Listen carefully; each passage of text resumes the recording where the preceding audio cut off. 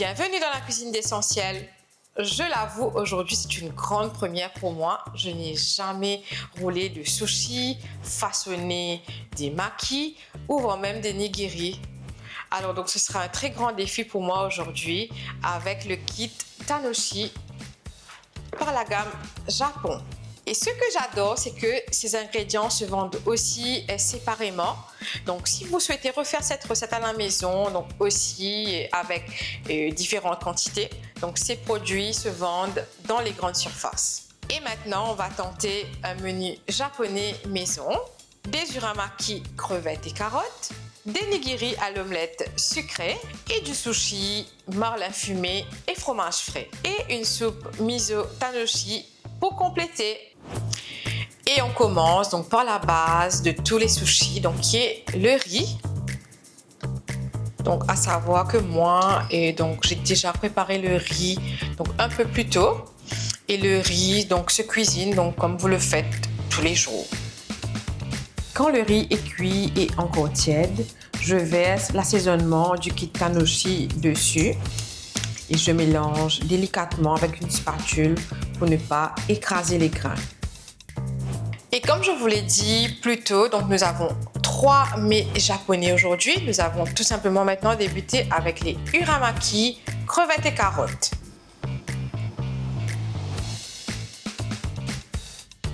Pour cuire les crevettes, je les plonge dans de l'eau bouillante salée 1 à 2 minutes et puis je les refroidis aussitôt dans de l'eau froide et là elles gardent leur couleur et leur fermeté. Et là donc j'ai de la carotte râpée et de la mayonnaise que j'ai mis de côté et voilà, tout est prêt pour les uramaki. Je commence par couvrir la natte en bambou Tanoshi d'un film alimentaire. Donc ça évite que le riz colle. Je pose une feuille de nori côté mat Vers le haut. Avec les mains bien humidifiées, j'étale une fine couche de riz sur toute la surface en laissant une petite marge en haut. Il le saupoudre généreusement de graines de sésame Tanoshi. Retourne délicatement la feuille. Le riz passe en dessous et le nori se retrouve au-dessus.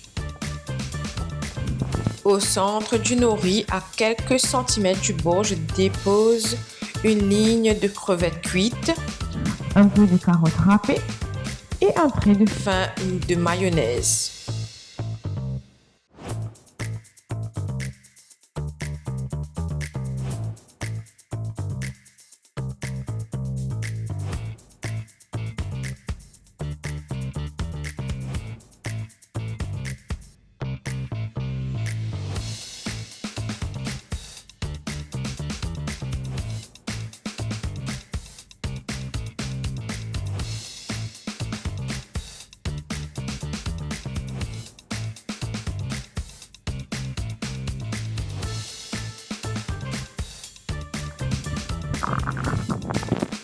J'attrape la natte et en un seul geste, je roule pour bien enfermer toute la garniture d'un coup.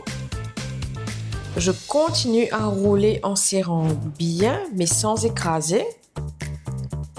Et je retire doucement la natte et le film alimentaire. Et petite astuce, donc pour couper le rouleau, donc ce sera avec un couteau mouillé. Et voilà, donc voici les petites merveilles. Alors mes œufs dans un bol, donc j'ajoute tout simplement du sucre et du sel, puis je bats le tout. Je fais chauffer une poêle anti-adhésive avec un filet d'huile. Je verse une fine couche d'œuf battu. Et dès que la surface est prise, je roule l'omelette sur elle-même directement dans la poêle. Je verse à nouveau du mélange et je poursuis le roulage. Et je recommence jusqu'à ce qu'il n'y ait plus d'œuf. Et je laisse tiédir le rouleau. Puis, je le coupe en tranches, un demi-centimètre d'épaisseur. Et le résultat, c'est une jolie omelette japonaise. Et voilà, on est OK pour les nigiri.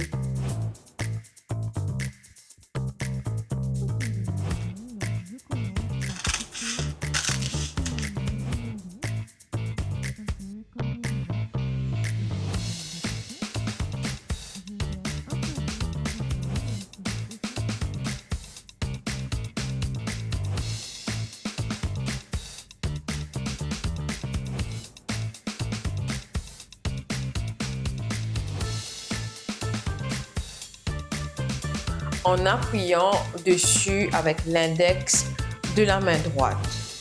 Donc j'en fais 3 d'un coup, c'est plus rapide. Et je pose une tranche d'omelette sur chacun de mes nigiri. Donc j'appuie légèrement pour que ça tienne bien. Et pour la finition, donc j'entoure chaque nigiri d'un ruban de nori que je colle avec un petit peu d'eau. Et voilà. Donc c'est joli, ça tient bien. Et voilà, mes nigiri omelettes sont prêts.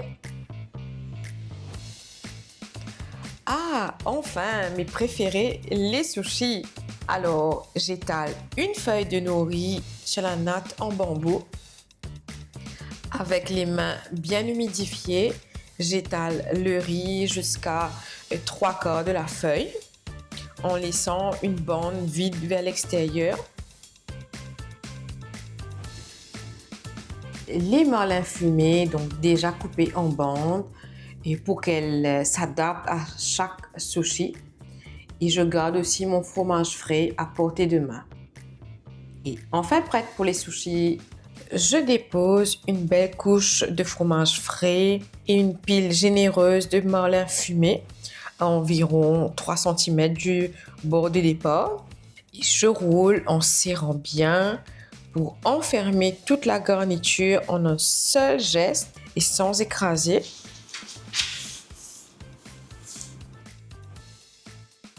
Et encore une fois, un coup de couteau mouillé, je coupe et je peux dresser.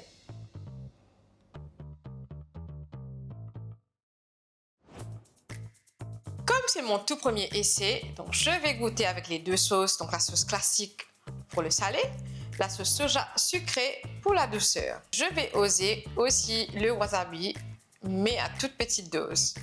Et pour terminer ce mets japonais, je rajoute une soupe miso tanoshi. Et à savoir que c'est une préparation instantanée, donc qui se prépare en 30 secondes avec de l'eau bouillante. Simple et rapide, et franchement, ça donne vraiment l'impression d'un vrai repas japonais. Je vous souhaite une belle aventure avec Tanoshi de la gamme Japon et je vous dis à très bientôt dans ma cuisine d'essentiel.